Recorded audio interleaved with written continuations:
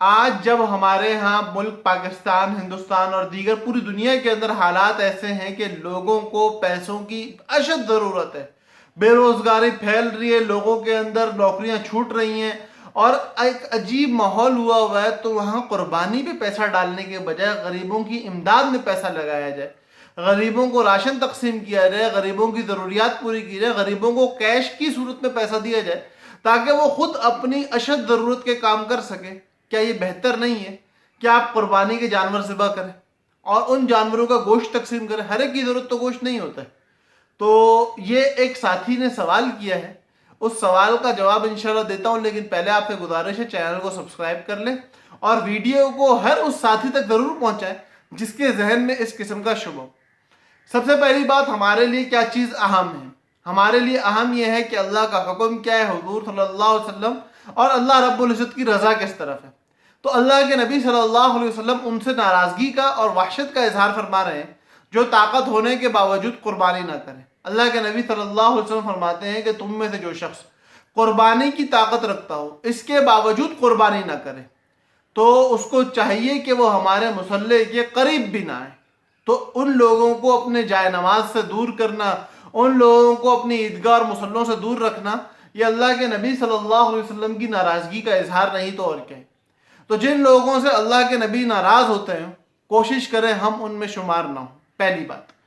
دوسری اور ضروری بات یہ ہے کہ دیکھو میرے بھائیوں میری بہنوں، اللہ کی طرف سے قربانی کا حکم وجوب کا ہے، ترک قربانی گناہ ہے، اور آپ کہہ رہے ہو کہ غریبوں کی مدد، تو واجب سے بڑھ کر ہوتا ہے فرض، اور اللہ رب العزت نے فرض میں حکم دے رکھا ہے زکوٰۃ کا۔ تو جن لوگوں کی طرف سے یہ اعتراض ہے ان لوگوں کو چاہیے کہ پہلے جا کے اپنے اکاؤنٹس چیک کریں کہ آج سے پہلے کے سالوں میں زکاتیں ہم نے کتنی ادا کی۔ ہم لوگ اگر اپنی زکوٰۃ کا حساب لگانے بیٹھیں گے تو ہمارے معاشرے سے 10 سے 15% سے زیادہ زکوٰۃ نہیں نکل رہی۔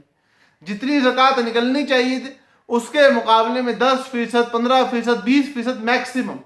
اس سے زیادہ زکوٰۃ ہمارے ہاں نہیں نکالی جاتی۔ ہمارے ہاں بہت بڑا فقدان ہے، عورتوں کے پاس گھروں میں سونا بے شمار پڑا ہوا ہوتا ہے، اس کی زکوٰۃ دینے والوں کو اندازہ نہیں ہوتا کتنی زکوٰۃ دینی ہے۔ ہم لوگ زکوٰۃ کے نصاب پہ حساب لگانے کے بجائے اندازے سے زکوٰۃیں نکال رہے ہوتے ہیں۔ آپ حساب لگائیں کتنی دینی تھی، کتنی دے دی، کتنی باقی ہے، تو انشاءاللہ آپ کے سامنے بہت بڑا عدد آ جائے گا جو غریبوں کی فلاح و بہبود کے لیے استعمال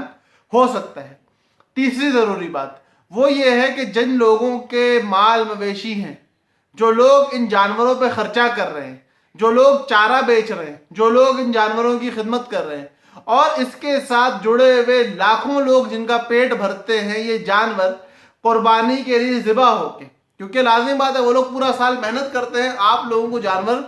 پہنچانے کے لیے، اور آپ لوگ قربانی کرتے ہو ان جانوروں کی، ان لوگوں کو پیسہ دے کے اس پیسے میں سے ان غریبوں کا حق نکلتا ہے۔ وہ لوگ جو حلال روزگار کمانے کی نیت سے پورا سال محنت کر رہے ہیں، آپ کہہ رہے ہو کہ ان لوگوں کے پیٹ پہ لات مار کے وہ لوگ جو اس وقت گھروں میں بیٹھے ہیں ان لوگوں کا پیٹ بھرا جائے۔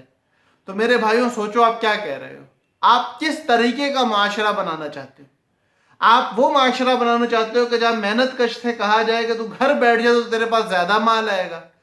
تھوڑا سا غور کریں، فکر کریں، ہمارے لاکھوں لوگ بے روزگار ہو جائیں گے، لاکھوں لوگوں کا نقصان ہوگا، اور یہ وہ چیزیں جو دینی نہیں، دنیاوی سوچ ہے۔ دنیاوی سوچ کو سامنے رکھ کے بھی اگر دیکھیں تو قربانی کرنے میں غریب کا فائدہ ہے، قربانی چھوڑنے میں غریب کا فائدہ نہیں ہے۔ تو یہ دو تین باتیں، اور اس کے علاوہ اگر آپ بیٹھ کے سوچیں گے تو ہزاروں ایسے پوائنٹس نکل آئیں گے کہ جن کی وجہ سے آپ کو یہ بات سمجھ میں آ جائے گی